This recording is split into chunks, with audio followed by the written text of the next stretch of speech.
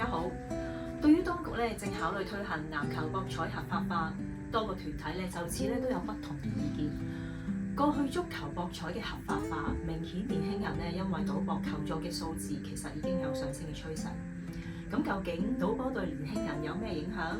今次咧，我哋就訪問咗中心嘅一位求助者阿峰。其實阿峰嘅經歷就正正反映好多年輕求助者嘅情況。不如我哋一齊去睇下佢嘅故事啊！你係點樣開始接觸賭波㗎？咁我好細個咧就踢開波嘅，咁喺我中學畢業咗之後咧，咁就開始返暑期工啦。咁就發覺哇，原來返暑期工都好攰好辛苦嘅喎。咁嗰陣時咧，有啲舊時嘅中學同學啦，咁都有賭開波嘅。咁咧喺當中都就發現原來賭波都又好輕鬆啦，又好快咧，又揾到錢啦。咁我又開始接觸賭波啦。咁開頭又唔知點解好好運啦，咁又買咩都贏喎。咁咧就好快贏到萬零蚊啦。咁其實對於嗰時啱啱畢業嘅我嚟講咧，其實都算好多錢㗎啦。但係到後期咧就調翻轉喎，就不停咁係咁輸係咁輸，咁就輸得翻欠翻萬零蚊左右。咁嗰次其實好唔甘心。咁咧又認識到一啲嘅網上嘅借貸啦。咁其實嗰時又好容易喎，或者一個學生嘅一個大專生嘅身份咧，其實都已經可以借到好多錢。咁就開始借錢啦，去繼續嘗試啦，即係啦。咁結果咧都係輸晒嘅。都其實你都借咗好多錢啦，又再輸翻，咁你其實都爆過幾多次煲㗎？咁我喺我賭博嗰2年間咧，其實總共咧都爆咗4次煲嘅，係啦。咁我諗總共 total 都差唔多欠咗60-70萬，咁都係對於嗰時仲讀緊書嘅我嚟講咧，其實都係一個天文數字嚟。咁欠債對你有啲咩影響？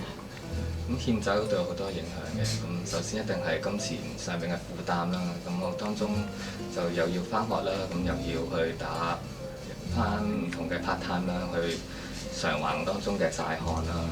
咁另外都係學業方面，其實都喺賭博期間，其實都好無心向學嘅。喺當中去咁我自己都要 retake 1年啦，去先去可以完成到我自己學業啦。咁同埋同屋企人關係都變得好差嘅，因為喺當中都呃得屋企人太多次啦。咁就佢哋都失去咗佢嘅信任啦，同埋尊重啦。當中都發生過好多次嘅衝突啦，係啦。咁同埋自己都好冇，即係變得好自卑嘅，因為變得冇晒信心。對你屋企人有啲咩心理上嘅影響啊？我知道咧，佢哋都依然咧都仲係好不安啦。即係就算到而家咧，都過咗2-3年，咁佢哋咧都依然會好擔心我啦，因為都唔知道我下一次可能幾時會再爆煲唔同嘅情況。聽到咧，其實對你自己同埋屋企人都有好大嘅影響喎。咁係啲咩令你咁堅決戒賭㗎？咁首先第一樣就係信仰啦。咁其實我都好細個都有返教會嘅。咁喺迷失嘅嗰段期間咧，其實都會好質疑自己應唔應該繼續返教會。但係喺嗰段期間，神都話俾我聽，即係我係可以改變嘅，我係可以重新開始。神都係好愛我嘅，係。咁另外都係屋企人啦，同埋教會嘅弟兄姊妹一直嘅支持啦，不離不棄啦，繼續去陪住我行呢條路啦。同埋都自己都有一個想法，就係好想去改變，因為我自己都唔希望自己未來50-60年咧，其實都係依然去維持喺呢一個嘅狀態，係啦。咁因為自己都覺得自己賭博嘅時候，其實都好唔平安啊嗰陣時，係啦。咁同埋覺得自己好慘好折墮，咁我好想改變呢個情況，咁就於是踏出第一步，去決定去戒賭啦。可唔可以分享下戒賭治療課程俾到啲咩幫助你？咁返到嚟功夫咧，首先都認識到好多嘅同路人啦。咁佢都分享佢哋過往經驗咧，都對我都好大幫助啦。點樣去面對債項啦？點樣去同屋企人去重建呢個關係啦？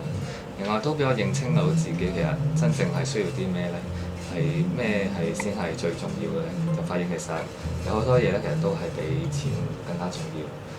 例如健康啊，同屋企人關係啊，其實呢啲咧都係比錢更加係寶貴嘅。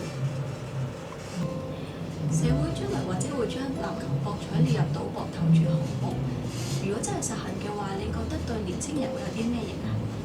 咁我相信一定更加多嘅年青人會參與賭博啦，因為我自己賭波嘅時候咧，都覺得自己對足球好熟悉啦。咁而家好多年青人都有睇 NBA 啊，自己有打波啊。咁再加上咧 NBA 日日都有啦，同埋佢係朝頭早先開始啦，咁咧都好容易咧去影響到佢哋學業啦。咁你個人贊唔贊成將籃球列入賭博項目嚟嘅？咁咧，我一定唔贊成咧將籃球列入賭博啦，因為我相信如果將籃球列入賭博咧，一定有更加多嘅年青人去因此去賭博啦。咁以我為例啦，咁我喺呢個賭博都令到我去同屋企人關係都破裂啦，咁又欠債啦，咁浪費咗自己青春嘅時間啦。咁我唔希望有更加多嘅年青人好似我咁樣去浪費咗呢啲時間。